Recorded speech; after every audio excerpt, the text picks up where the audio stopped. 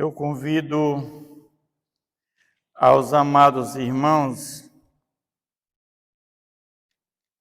a abrir suas Bíblias no livro de Apocalipse, capítulo 12.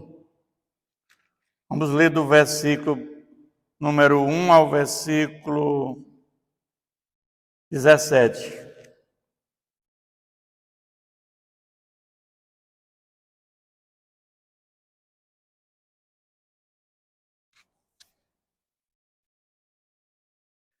Viu-se grande sinal no céu, a saber, uma mulher vestida do sol, com a lua debaixo dos pés e uma coroa de 12 estrelas na cabeça, que achando-se grávida, grita com as dores de parto, sofrendo tormentos para dar à luz.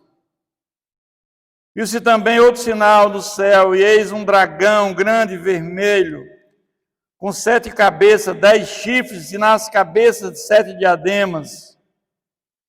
A sua cauda arrastava a terça parte das estrelas do céu, as quais lançou para a terra, e o dragão se deteve em frente da mulher, que estava para dar à luz, a fim de devorar o filho quando nascesse. Nasceu-lhe, pois, um filho varão, que há de reger todas as nações com cetro de ferro. E o seu filho foi arrebatado para Deus até o seu trono. A mulher, porém, fugiu para o deserto, onde lhe havia Deus preparado lugar para que nele a sustente durante 1260 dias. Anjos pelejam no céu contra o dragão. Houve peleja no céu. Miguel e os seus anjos pelejaram contra o dragão. Também pelejaram o dragão e seus anjos. E todavia não prevaleceram. Nem mais se achou no céu o lugar deles. E foi expulso o grande dragão, a antiga serpente, que se chama Diabo e Satanás, o sedutor de todo o mundo. Sim, foi atirado para a terra e com ele os seus anjos. Então ouvi grande voz do céu proclamando: agora veio a salvação, o poder, o reino do nosso Deus e a autoridade do seu Cristo. Pois foi expulso o acusador de nossos irmãos, o mesmo que os acusa dia e noite diante do nosso Deus. Eles, pois, o venceram por causa do sangue do Cordeiro. Vou reler essa frase. Eles, pois, o venceram por causa do sangue do Cordeiro. E por causa da palavra do testemunho que deram. E mesmo em face da morte, não amaram a própria vida. Por isso festejais, ó céus, e vós os que nele habitais. Ai da terra e do mar, pois o diabo desceu até vós, cheio de grande cólera, sabendo que pouco tempo lhe resta. Quando, pois, o dragão se viu atirado para a terra, perseguiu a mulher, que dera à luz o filho varão, e foram dadas à mulher 2 asas de grande águia, para que voasse até o deserto, ao seu lugar. Aí onde é sustentada durante um tempo, tempos e metade de um tempo, fora da vista da serpente. Então a serpente arrojou da sua boca atrás da mulher água, como um rio, a fim de fazer com que ela fosse arrebatada pelo rio. A terra, porém, socorreu a mulher, e a terra abriu a boca e engoliu o rio, que o dragão tinha arrojado da sua boca. Irou-se o dragão contra a mulher e foi pelejar com os restantes da sua descendência, os que guardam os mandamentos de Deus e têm o testemunho de Jesus, e se pôs sobre a areia do mar. Até aqui, meus irmãos. Amém? Senhor, nosso Deus e Pai, pedimos mais uma vez a compreensão da Tua palavra, desse texto, um dos textos mais difíceis da palavra de Deus. Que possamos, Senhor, ter o entendimento que vem do alto, que vem de Ti, Senhor, do tanto Santo Espírito, Senhor, para que possamos falar uma palavra verdadeira, aquilo que o Senhor quer que nós façamos, pregar a tua palavra, Senhor, de forma que haja o entendimento correto.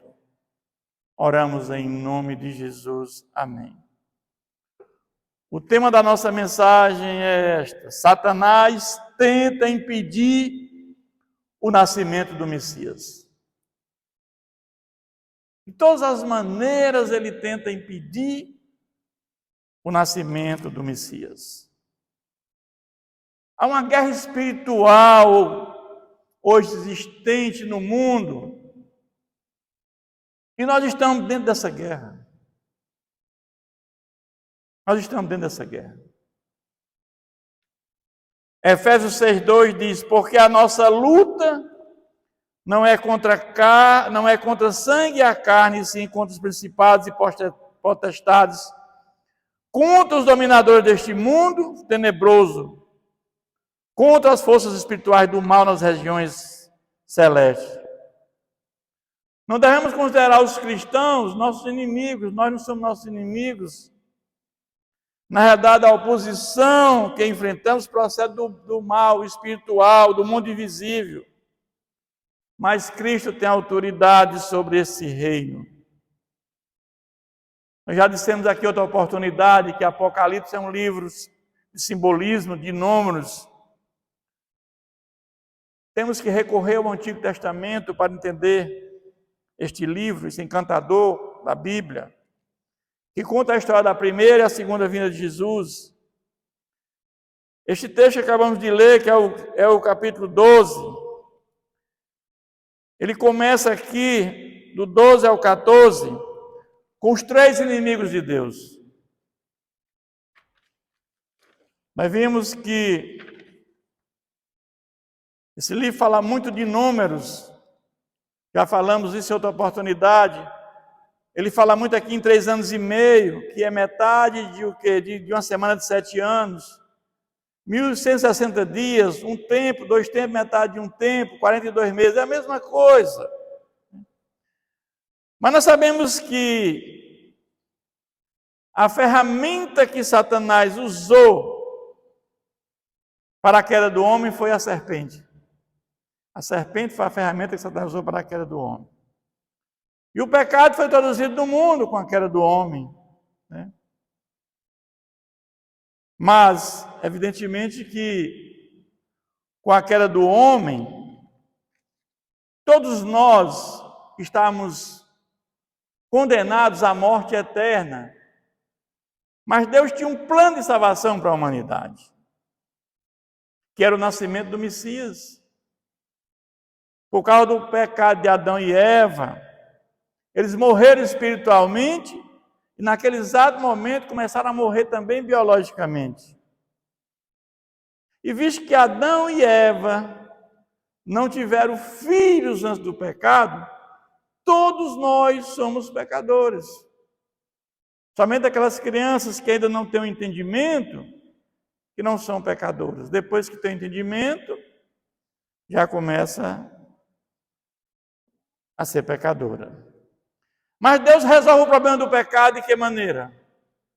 Ele vindo morrer no nosso lugar, através do Messias, o próprio Deus encarnado. Quando você vai para João, e o Verbo se fez carne e habitou entre nós. Mas já existia lá em Gênesis uma profecia da vinda do Messias, que Satanás já sabia. Gênesis 3,15 diz: porém, inimizade entre ti e a mulher, entre a tua descendência e o teu descendente. Este ferirá a cabeça e tu ferirás o calcanhar. A serpente ferirá o calcanhar, matará Jesus, mas Jesus esmagará a cabeça da serpente.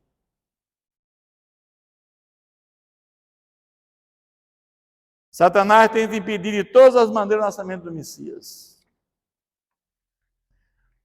Depois dessa introdução, vamos voltar para o nosso texto.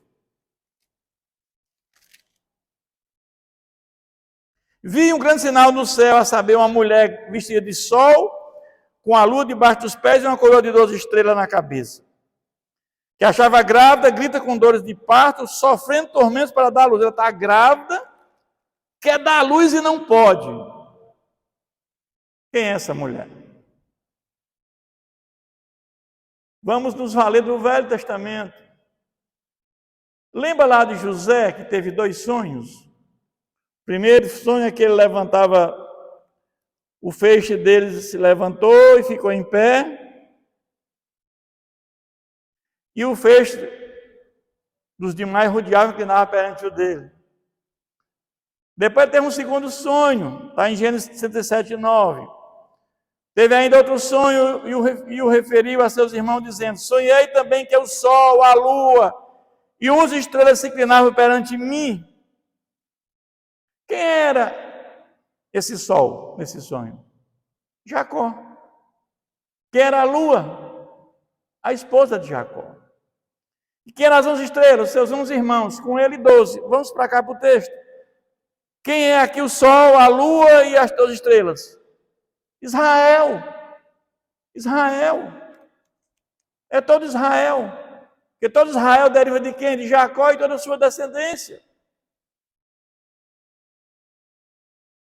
E esse povo, ele vai para o Egito, há uma grande fome na região. José era o governador do Egito na ocasião, com muito prestígio, leva todos a família. Entram 70 pessoas e saem milhões de pessoas do Egito. E a palavra de Deus diz que o Messias nasceria de mulher da nação de Israel. Então esse texto aqui se refere a quem? Ao povo de Deus, ao povo do Antigo Testamento, à igreja do Antigo Testamento. De onde o Messias sairia da tribo de Judá. Mas vamos ver que essa geração cresceu muito. Houve inveja de Faraó, já teve medo, porque ela estava muito numerosa. E Satanás já coloca no coração de Faraó para que ele mande matar as crianças. Mas qual era o objetivo ali? Era que o Messias não nascesse. Começa aí, Satanás já fazendo de tudo para que a criança, que o Messias não nascesse. Mas Deus tinha colocado Moisés naquela cestinha, ele foi salvo, depois ele volta, e ele liberta aquele povo todo do Egito, e ele dali sai de onde viria o Messias da tribo de Judá. Mas aí nós vamos ver que aquele povo, quando sai, ele entra na terra prometida e passa 350 anos sendo governado por juízes.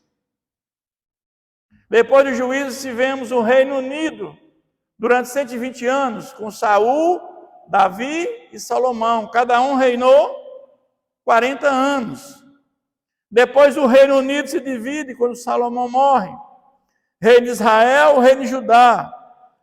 No Reino de Israel, tivemos 208 anos com 20 reis. No Reino de Judá, também 20 reis, durante 344 anos. Mas aí nós vamos ver que quando Salomão morre, no reino de Judá, tivemos 2 tribos. A tribo de Judá e a tribo de Benjamim. E Roboão era filho de Davi. Daí nasceria a descendência de Jesus. Porque Jesus nasceria da descendência de Davi. Roboão era filho de Davi. Roboão morre, assume Abias. Abias morre, assume Asa. Todos eram filhos. Josafá assume, depois Jorão, depois Acasias. E Acasias é morto. E aí a sua mãe, ela usurpa o trono de Judá. Ela manda matar todos aqueles que eram herdeiros da descendência real. Mas aí Deus estava presente em tudo. A sua irmã, que se chama Jeozeba, que era irmã de Acasias, o que ela fez? Ela preservou um filho e tirou o menino lá, Joás, e guardou durante muitos anos. E essa mulher perversa, ela não sabia desse menino. Essa Atalia não sabia desse menino. E depois de algum tempo, o sacerdote Joiada apresenta o menino. E essa mulher é morta. E Joás assume o trono ainda jovem, evidentemente, com a ajuda do sumo sacerdote. E aí nós vamos ver que o plano de Satanás mais uma vez é frustrado. Ele tentou matar o Messias lá no Egito. Ele agora tenta matar, que o Messias não nascesse agora com a Thalia. E aí tivemos mais vários reis, até que em 586 Nabucodonosor invade Judá e destrói Jerusalém e leva o último rei do reino de Judá, que era Zedequias. E depois esse império Nabucodonosor cai para o Império Persa. E lá no Império Persa era o rei Assuero casado com a rainha Vasti. E teve uma ocasião que ele deu uma festa, e a rainha se negou a participar dessa festa.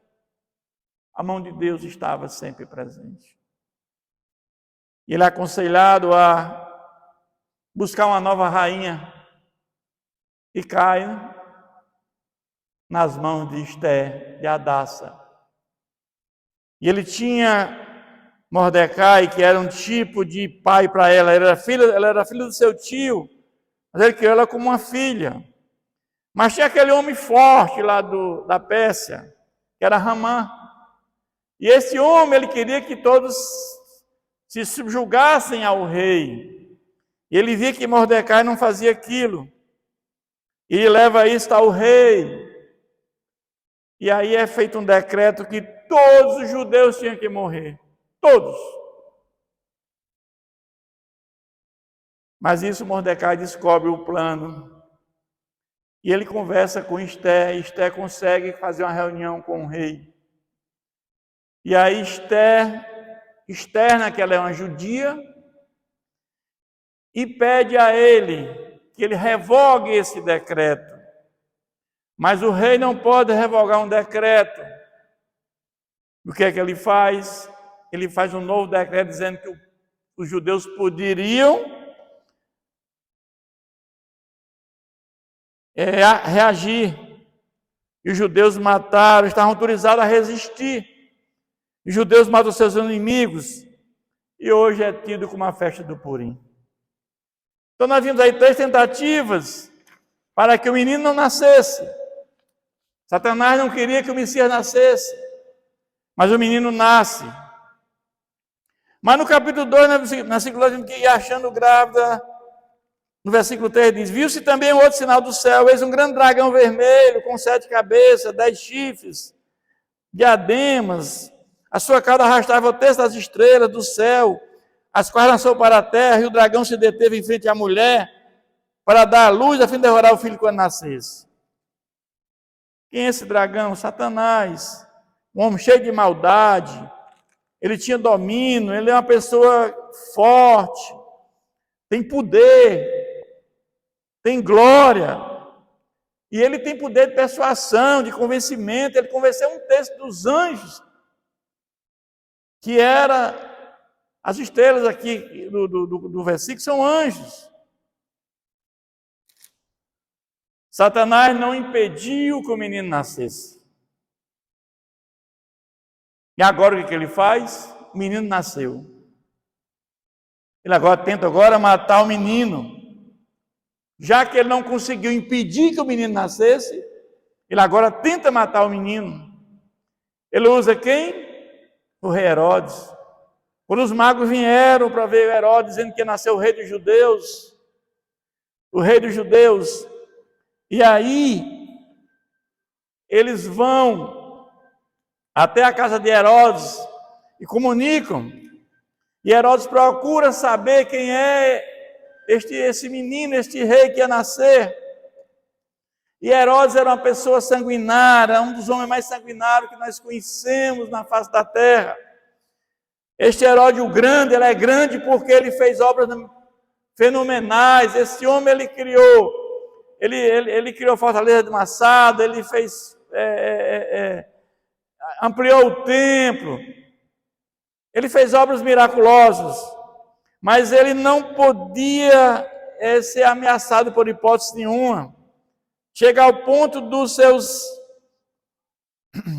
matar 3 dos seus filhos, Aristóbulo, Antipater e Alexandre. Somente Herodes Arquelau, Herodes Filipe I, Herodes Antipas e Herodes Filipe II ficaram vivos.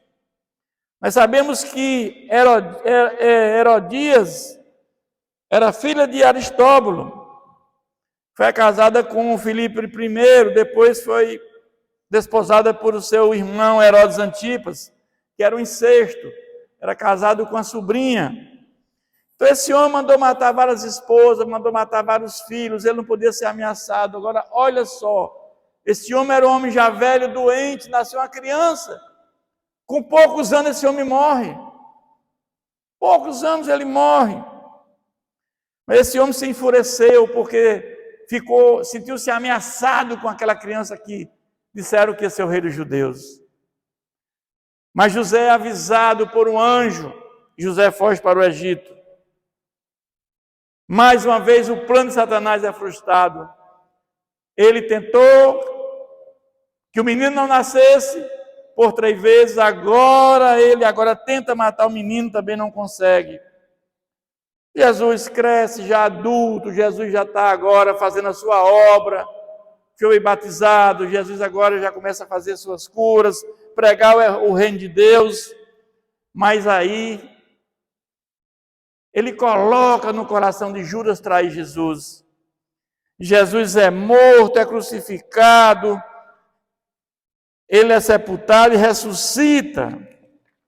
E essa foi a maior derrota de Satanás.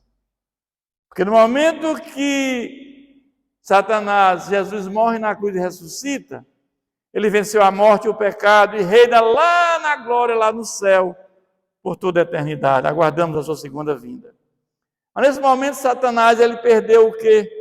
Os seus poderes que ele tinha, ele está limitado, só vai até onde Deus quer. Ele está aprisionado. Satanás foi preso na primeira vinda de Jesus, quando muitos dizem que ele vai ser preso no final dos 1000 anos. Não tem, Satanás está preso, ele só vai até onde Deus permite. E ele não tem mais capacidade de permitir que de perseguir a igreja. Ele não pode atingir o povo de Deus. Ele não tem mais como perseguir a igreja como estava perseguindo na época que ele estava com poderes absolutos. E nasceu o filho, o varão, e agora Jesus é arrebatado aos céus. E agora no capítulo 6 diz: a mulher, porém, fugiu para o deserto, onde havia Deus preparado para um lugar a sustentar por 1.266 dias. Já vimos isso, que é 3 anos e meio, metade de uma semana, 42 meses, e um tempo, 2 tempos, metade de um tempo. Nós sabemos que o livro de Daniel fala de 70 semanas de Daniel. Há muita divergência sobre isso, mas nós sabemos que desde quando houve o decreto do governador, do rei Ciro, até a morte de Jesus, nós tivemos 69 semanas. Então falta uma semana para fechar a 70 semana de Daniel. E nós entendemos que a última semana de Daniel, ela vai desde a morte de Jesus até a segunda vinda de Jesus. Nós estamos dentro da última semana de Daniel. E que quer dizer o quê? É que nós estamos vivendo a semana de Daniel, a última semana. A igreja está pregando dentro da semana de Daniel. Mas quando chegar na metade da semana, quando for levantado o anticristo, o último anticristo, o homem da iniquidade, como está lá em Tessalonicenses, a igreja não pode mais pregar. Serão ocupados esses locais nós aqui por aqueles que vão adorar o anticristo. Então nós temos 3 anos e meio, essa semana, que não é literal, é uma era. Nós estamos com 2000 anos.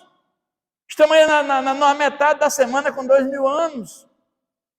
Mas eu creio que quando levantar esse anticristo, o restante é muito curto. Pode ser 2 anos, 3 anos, um tempo muito curto, como diz lá no Evangelho de Mateus. Se não fosse abreviado, os poucos se salvariam. Nós estamos vivendo esse tempo.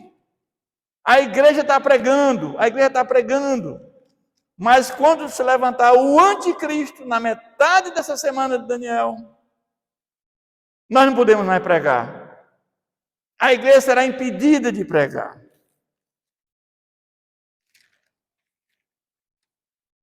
E aí diz uma coisa aqui: houve peleja no céu, Miguel e seus anjos pelejaram contra o dragão, e também pelejaram o dragão e seus anjos. Todavia não prevaleceram, nem mais se achou no céu o lugar deles. E foi expulso o grande dragão, a antiga serpente, chama Diabo e Satanás, sedutor de todo o mundo. Sim, foi atirado para a terra com ele e os seus irmãos. Aqui é que está uma coisa nova para todos nós. Para quem não faz uma leitura muito apurada da Bíblia. Quando o homem caiu, a ideia é que Satanás foi expulso do céu totalmente. Não. Esse texto diz que Satanás ainda tinha acesso ao céu. Vamos ver isso lá em Jó. Então perguntou o Senhor a Satanás: de onde vens? Essa conversa é no céu. É lá no céu essa conversa. Satanás respondeu ao Senhor e disse: de rodear a terra e passear por ela. Olha, Satanás estava rodeando o céu, a terra. Satanás tinha acesso no céu. Mas olha só o que aconteceu. Então eu ouvi grande voz no céu proclamando: agora veio a salvação e o poder, o reino do nosso Deus e a autoridade do seu Cristo. E foi expulso o acusador. Quem é o acusador? O diabo, Satanás. De nossos irmãos, o mesmo que acusa dia e de noite diante do nosso Deus. Eles, pois, o venceram por causa do sangue do Cordeiro. A morte de Jesus, ela derrota Satanás totalmente. Ele perde os poderes que ele tinha. Ele agora, por resto, há pouco tempo, ele está condenado quando Jesus voltar a ser lançado do lago de fogo. Ele está aprisionado, ele perdeu os poderes. O sangue de Jesus foi que fez ele ser banido definitivamente do céu. Foi o sangue de Jesus que fez isso. Eles, pois, o venceram por causa do sangue do Cordeiro, por causa do sangue de Jesus. Satanás não está mais no céu. Ele foi banido definitivamente do céu. E mesmo em face da morte, muitos morreram por dar testemunho de Jesus. Não amaram a própria vida. É o que nós temos que fazer, nós não temos que ter medo. Nós não temos que negar a Cristo por hipótese nenhuma. Nenhuma hipótese de negar a Cristo. Não devemos temer quem mata o corpo, mas não pode matar nossa alma. Pois isso festejai, ó céus, e vós, os que neles habitais. Aqui fala que o céu festejou, porque agora ele foi expulso definitivamente do céu. Mas agora aqui tem: ai da terra e do mar, pois o diabo desceu até vós. Onde é que ele mora hoje, o diabo? Na terra. Cheio de grande cólera, sabendo que pouco tempo lhe resta. Qual é o tempo dele? Quando Jesus voltar. Quando estiver bem pertinho da volta de Jesus, naquelas 3 semanas e meia que eu falei, nós estamos na última semana de Daniel. Quando chegar no meio da semana, que nós não sabemos quando é, ele é levantado, ele é solto. Ele vai ter os poderes que ele tinha antes. E aí vamos ter uma grande tribulação. A igreja vai estar dentro da grande tribulação, sim. Dentro da grande tribulação, sim. Mas aqueles que estão com o nome escrito no livro da vida, vão resistir. O Espírito Santo vai nos conduzir a isso. Nos dias de hoje, nós temos o Espírito Santo para repulsar qualquer obra de artimanha do inimigo. Nós vemos agora no versículo 13 ao 16, Pois o dragão se viu atirado para a terra, perseguiu a mulher que dava luz, o varão. Foram dadas à mulher 2 asas de grande águia para que voasse até o deserto.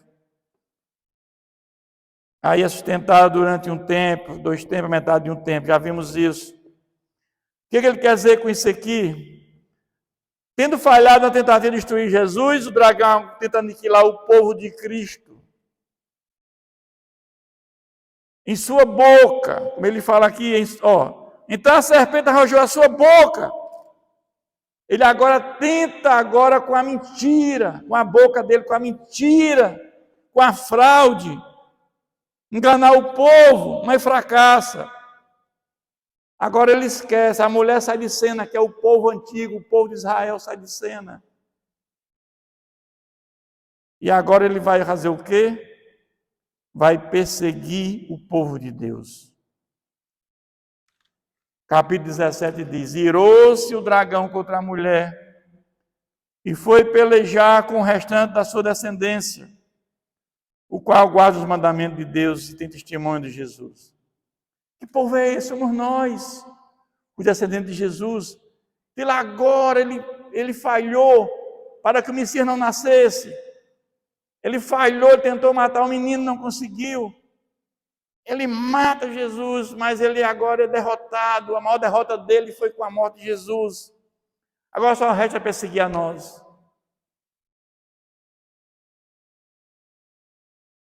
Todos os apóstolos de Jesus, com exceção de João, foram martirizados. João, que foi exilado em Patmos, João morreu de velhice, mas Paulo foi decapitado em Roma por ordem de Nero. Matias, que substituiu Judas, foi martirizado na Etiópia. Simão, o Zelote, foi crucificado. Tiago, o mais jovem, morreu crucificado lá no Egito. Tiago, o mais velho, foi decapitado por Herodes, em Herodes Agripa I.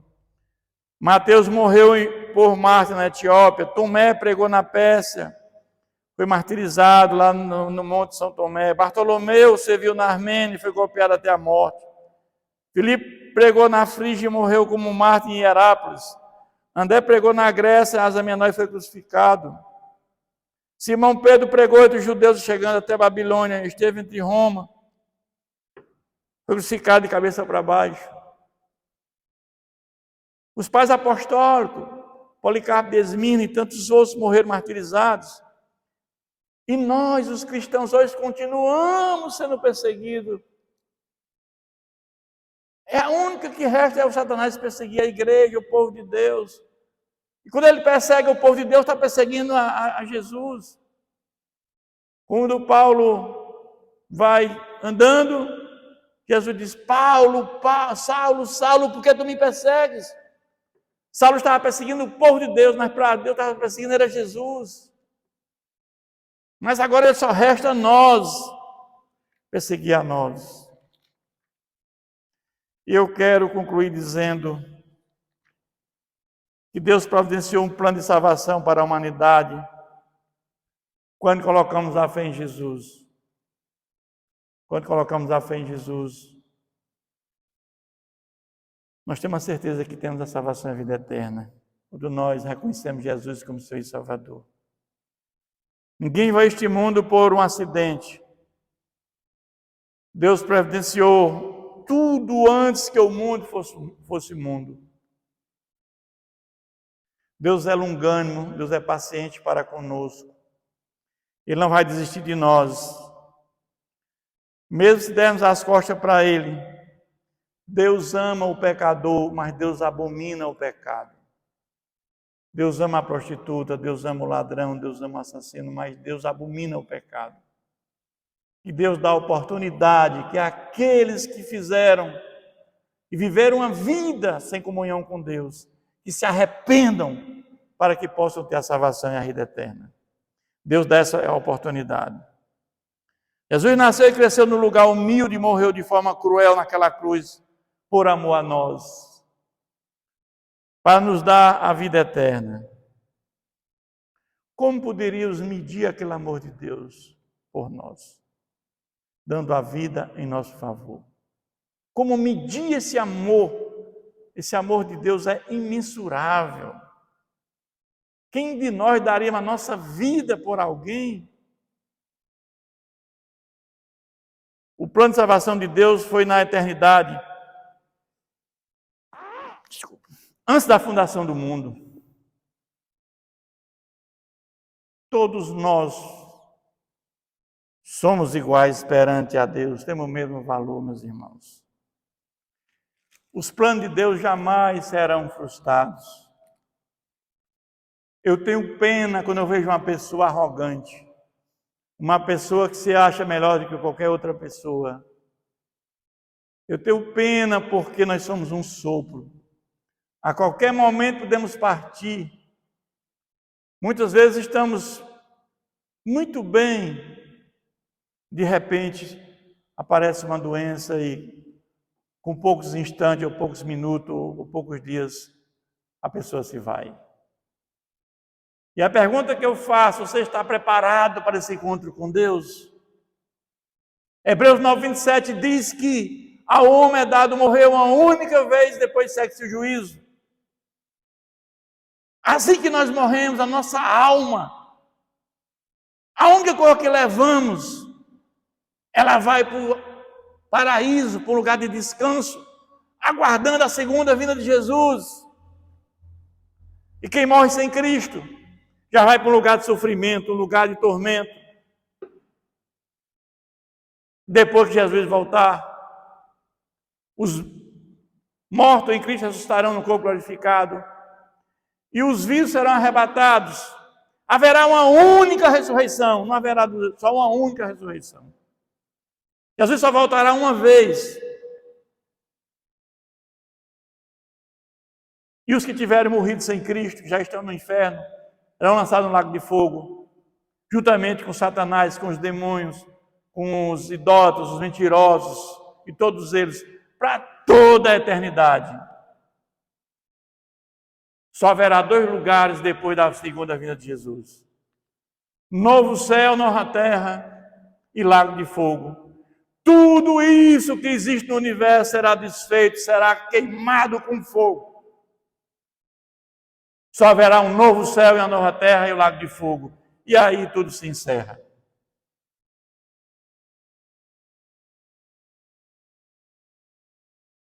Eu quero concluir esse sermão dizendo: se você, meu irmão, não conhece ainda verdadeiramente a Deus, busque a Deus enquanto há tempo. A coisa mais importante deste mundo é a nossa salvação. Não tem mais nada importante neste mundo do que a nossa salvação. E Jesus veio, trouxe a graça salvadora como fundamento da salvação.